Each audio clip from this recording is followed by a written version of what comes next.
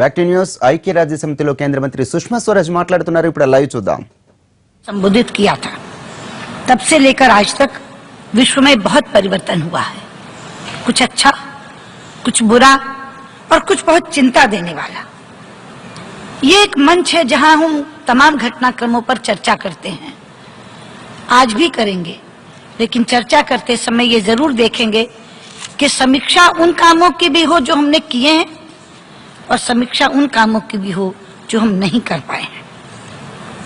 अध्यक्ष जी, इस गरिमामय महासभा में अनेक मुद्दों पर चर्चा हुई है, जैसे AMR के लिए नए टीकों को साझा करना, सस्ती दवाइयों की उपलब्धता को सुनिश्चित करना, प्राकृतिक आपदाओं के जोखिम को कम करने के लिए सैन्य ढांचे को लागू करना, मानव संसाधनों को मुक्त और सुरक्षित आवागमन सुनिश्चित करना और UN पीस कीपिंग फोर्स में सैनिक भेजने वाले देशों के साथ विचार विमर्श करना।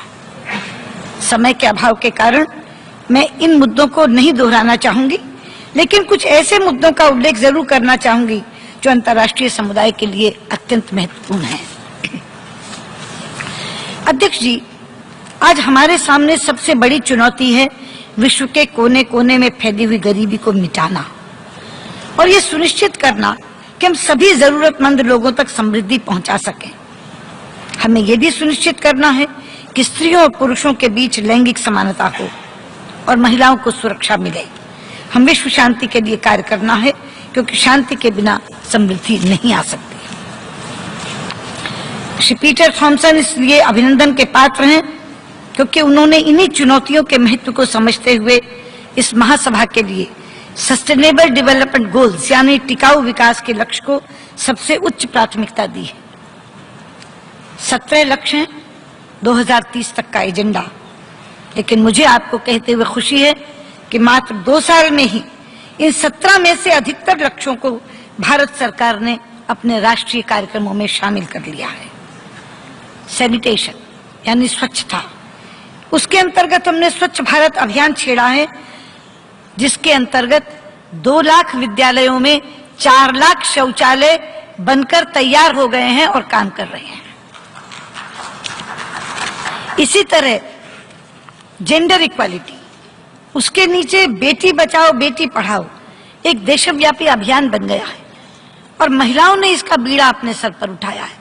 हमारे यहाँ लाखों लाख जनप्रतिनिधि महिलाएं चुनकर आई हुई हैं, वो स्वयं इस अभियान को आगे बढ़ा रही हैं। मेक इन इंडिया, जिसका आह्वान प्रधानमंत्री जी ने किया है, उसके कारण विदेशी पूंजी निवेश भी आ रहा है और हमारे अपने बच्चों को रोजगार भी मिल रहा है। एक और बड़ी योजना गरीबों के लिए, जनधन योजना, ये विश्व की सबसे बड़ी वित्तीय समावेशी योजना है। इसके अंतर्गत 25 करोड़ से ज्यादा गरीब लोगों के बैंक खाते खोले गए हैं। डिजिटल इंडिया बहुत तेजी से अपने पैर पसार रहा है। भारतीय युवाओं को कौशल युक्त बनाने के लिए अनेकानेक प्रशिक्षण कार्यक्रम चल रहे हैं, जिनसे हमारे युवा अपनी क्षमताओं का समुचित विकास कर सकेंगे। इस तरह की पहलों से भारत की विकास यात्रा में नए आयाम जुड़े हैं और आज आर्थिक मंदी के दौर में भी भारत विश्व की बड़ी अर्थव्यवस्थाओं में सबसे तेजी से विकास करने वाली अर्थव्यवस्था बन गया है। अध्यक्ष जी, हम सब जानते हैं कि मानवता का 1/6 हिस्सा भारत में रहता है। इसलिए यदि भारत में सस्टेनेबल डेवलपमेंट गोल्स, ये टिकाऊ विकास लक्ष्य सफल होंगे, तभी विश्व में सफल हो सकेंगे। हम एजेंडा 2030 को पूरे मनोयोग से लागू करने के लिए प्रतिबद्ध हैं। हमने तय किया है कि संसद के हर सत्र में एक दिन केवल SDGs पर हम चर्चा किया करेंगे, ताकि इनकी प्रगति पर सतत निगरानी रखी जा सके और मुझे विश्वास है कि इससे बहुत ही अच्छे परिणाम सामने आएंगे। एजेंडा 2030 को सफल बनाने के लिए वैसे तो सभी देश अपनी अपनी सामर्थ्य के अनुसार कार्य कर रहे हैं, लेकिन मैं ये कहना चाहूंगी कि उन्हें अंतर्राष्ट्रीय सहयोग भी मिलता रहेगा, तो वो भी इसमें और ज्यादा सफलता प्राप्त करेंगे। अध्यक्ष जी, मैं दूसरा विषय ले रही हूँ जलवायु परिवर्तन का। जलवायु परिवर्तन एक और ऐसा मुद्दा है जो हमारे सामने एक गंभीर चुनौती बनकर खड़ा है। प्रकृति के पास संपदा तो अपार है, लेकिन उतनी ही जितनी वो मनुष्य की जरूरत को पूरा कर सके। इतनी नहीं कि वो उसके लालच का पेट भर सके, क्योंकि लोभ की तो कोई सीमा नहीं होती। इसीलिए हमारे यहाँ हमारे प्रधानमंत्री जी ने एक सिद्धांत दिया है, क्लाइमेट जस्टिस, जलवायु न्याय। और हम ये मानते हैं कि अगर प्रकृति के साथ हम न्याय करें तो वो हमारे और हमारी भावी पीढ़ियों के साथ न्याय करेगी, लेकिन यदि हम उसका अंधाधुंध दोहन करेंगे तो वो क्रोधित हो जाएगी और अपना रौद्र रूप दिखाएगी। हम देख रहे हैं दुनिया में कई जगहों पर प्रकृति अप्राकृतिक हो उठी है, कहीं भयंकर वर्षा, कहीं घनघोर गर्मी, कहीं झंझावात, कहीं सुनामी, कहीं बादलों का फटना। ये समय का तकाजा है कि अब हम असीमित खपत पर रोक लगाएं और अपनी जीवन शैली को पर्यावरण के अनुकूल बनाएं। योग इसका एक बड़ा माध्यम बन सकता है। योग भारत का वो प्राचीन ज्ञान है जो एक टिकाऊ जीवन शैली का प्रतीक है। पिछले 2 वर्षों से अंतर्राष्ट्रीय योग दिवस के लिए जो अपार समर्थन आप सबसे मिल रहा है, मैं आज इस मंच से आप सबके प्रति आभार व्यक्त करती हूँ। अध्यक्ष जी, पेरिस समझौते में common but differentiated responsibilities with respective capacities के सिद्धांत को स्वीकारा गया है, जिसका अर्थ है कि जिम्मेदारी तो सबकी साझी है, लेकिन देनदारी सबकी अलग अलग। इसलिए यह बेहद जरूरी है कि विकसित देश अपनी जिम्मेदारियों का निर्वहन करते हुए सभी की भलाई के लिए तकनीक भी दें और धनराशि भी, तभी ये कार्यक्रम सफल होगा। हमने अपने देश में बहुत महत्वाकांक्षी योजना बनाई है, जिसमें हमने वर्ष 2030 तक 40% ऊर्जा नॉन फॉसिल फ्यूल से बनाने का लक्ष्य रखा है। इसके लिए हमें एक निश्चित वातावरण की आवश्यकता होगी, क्योंकि बाहर से पूंजी निवेश करने वालों को वातावरण की निश्चिंतता चाहिए और हम इस प्रयास में लगे हुए हैं। इसके अलावा इंटरनेशनल सोलर अलायंस का गठन भी हमारी एक अभिनव पहल है, जिससे सौर तकनीक सभी को उपलब्ध हो सकेगी। मैं इस मंच से ये विश्वास दिलाती हूँ कि जलवायु परिवर्तन की दिशा में भारत एक अग्रणी भूमिका निभाएगा। और मुझे आपको खुशी है ये बताते हुए कि हमने निर्णय किया है कि पेरिस समझौते के लिए भारत अपना इंस्ट्रूमेंट ऑफ रेटिफिकेशन 2 अक्टूबर को जमा करा देगा। और ये स्थिति हमने सोच समझकर चुनी है, क्योंकि 2 अक्टूबर गांधी जी का जन्म दिवस है, जिनका संपूर्ण जीवन प्रकृति के संरक्षण को ही समर्पित रहा। अध्यक्ष जी, अब मैं एक ऐसे विषय पर बोलने जा रही हूं जिस पर इस सभा में बैठा हर व्यक्ति चिंतित है, और चिंतित ही नहीं, सोचने पर मजबूर है। इसी महीने इस शहर में हुए 9/11 आतंकी हमले की 15वीं वर्षगांठ थी। पिछले 15 दिनों में इसी शहर में एक और आतंकी हमले में मासूमों को मारने की कोशिश की गई थी। हम इस शहर के दर्द को समझते हैं। हम पर भी उरी में इन्हीं आतंकी ताकतों ने हमला किया था। विश्व इस अभिशाप से बहुत समय से जूझ रहा है, लेकिन आतंकवाद का शिकार हुए मासूमों के खून और आंसुओं के बावजूद इस वर्ष Kabul, Dhaka, Istanbul, Mogadishu, Brussels, Bangkok, Paris, Pathankot और उरी में हुए आतंकवादी हमले और सीरिया और इराक में रोजमर्रा की बर्बर त्रासदियां हमें ये याद दिलाती हैं कि हम इसे रोकने में सफल नहीं हो रहे।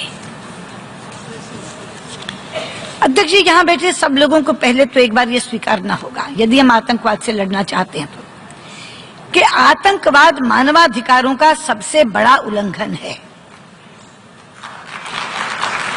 सबसे पहले हम इसे स्वीकारें, आतंकवाद मानवाधिकारों का सबसे बड़ा उल्लंघन है, क्योंकि वो निर्दोष लोगों को निशाना बनाता है, बेगुनाहों को मारता है।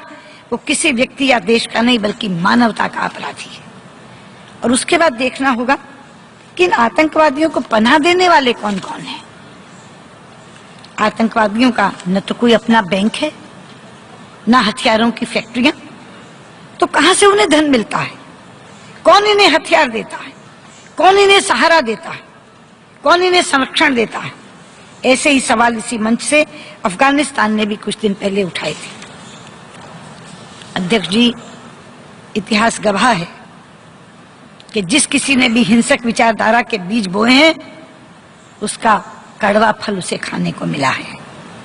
ये छोटे छोटे आतंकवादी समूह जो छिटपुट काम कर रहे थे, आज इन समूहों ने मिलकर एक राक्षस का रूप धारण कर लिया, जिसके अनगिनत हाथ हैं, अनगिनत पांव हैं, अनगिनत दिमाग हैं और साथ में है अति आधुनिक तकनीक। इसलिए अब अपना या पराया, मेरा या दूसरे का आतंकवादी कहकर हम इस जंग को नहीं जीत पाएंगे। पता नहीं ये दैत्य किस समय किस तरफ का रुख कर लेगा। इसलिए यदि हम आतंकवाद को जड़ से उखाड़ना चाहते हैं तो एक ही तरीका है, हम अपने मतभेद भुलाकर आतंकवाद के खिलाफ एकजुट हों, उसका मुकाबला दृढ़ संकल्प से करें और अपने प्रयासों में तेजी लाएं। हमें पुराने समीकरण तोड़ने होंगे, अपनी पसंदगियां नापसंदगियां एक तरफ रखनी होंगी, मोह त्यागने होंगे, एहसानों को भूलना होगा और एक दृढ़ निश्चय के साथ इकट्ठे होकर इस आतंकवाद का सामना करने की रणनीति बनानी होगी। ये मुश्किल काम नहीं है अध्यक्ष महोदय, केवल इच्छा शक्ति की कमी है।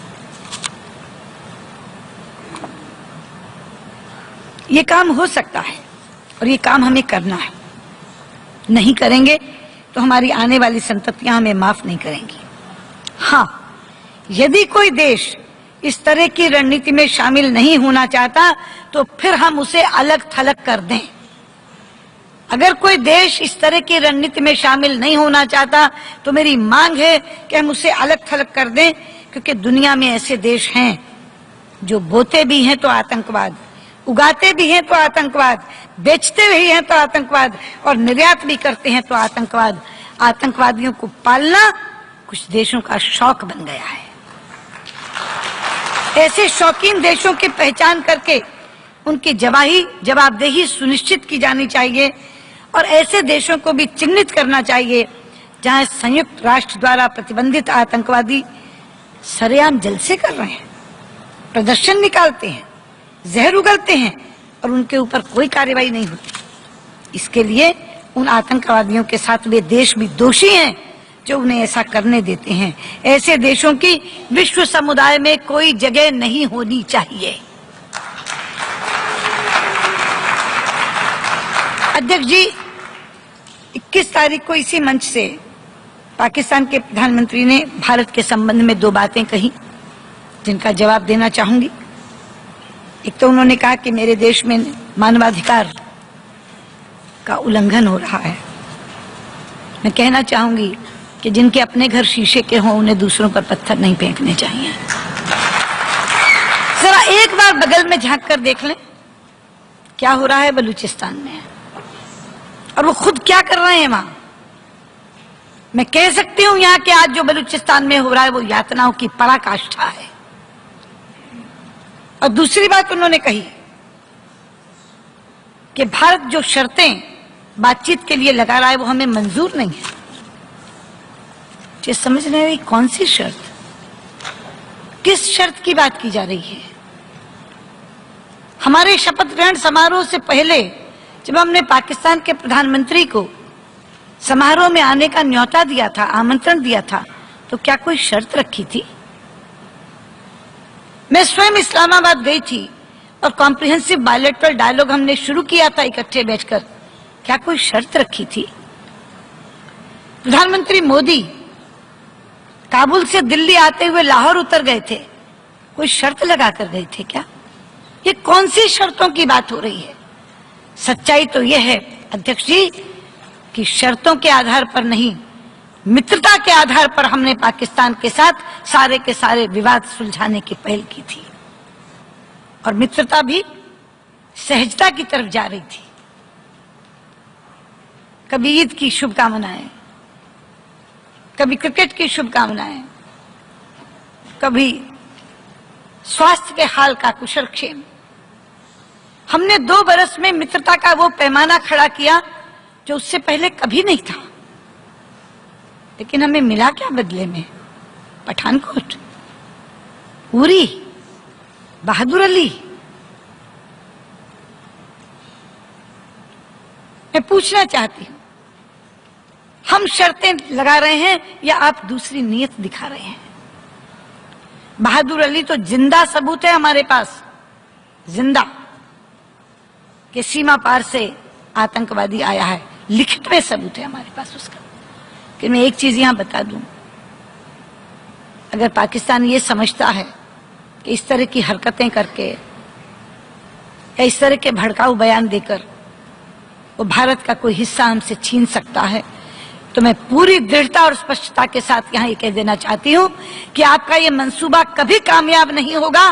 कश्मीर भारत का अभिन्न हिस्सा है, जम्मू कश्मीर भारत का अभिन्न हिस्सा है और अभिन्न हिस्सा रहेगा, इसलिए ये ख्वाब देखना छोड़ दें।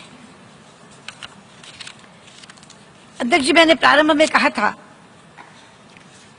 कि हमने जो काम किए हैं वो तो हम गिनाएंगे ही, जो नहीं किए वो भी गिनाने चाहिए। मैं ऐसे 2 काम गिनाना चाहती हूँ।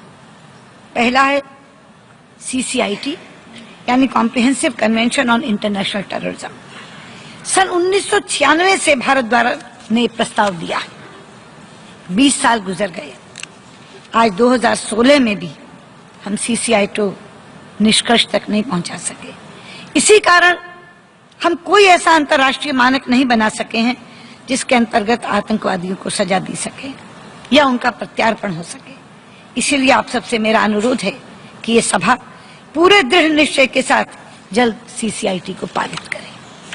दूसरी बात, जैसे आतंकवाद से लड़ने के लिए हमें एक समकालीन नीति चाहिए, उसी प्रकार हमें एक ऐसी संयुक्त राष्ट्र सुरक्षा परिषद भी चाहिए जो आज के वैश्विक परिदृश्य के अनुकूल हो।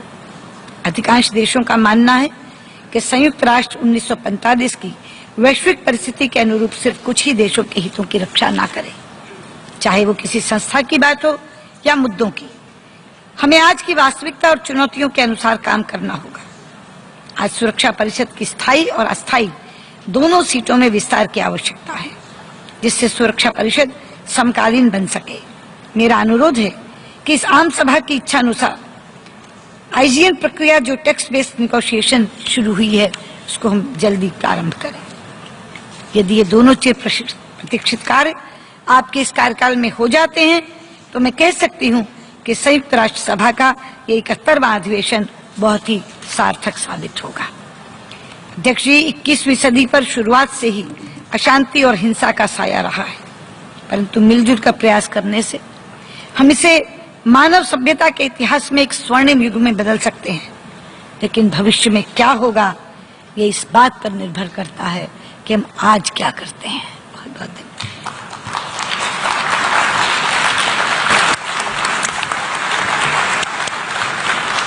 I thank the Minister for External Affairs of India for her statement. I now give the floor to His Excellency Vivian Balakrishnan, Minister of Foreign Affairs of Singapore.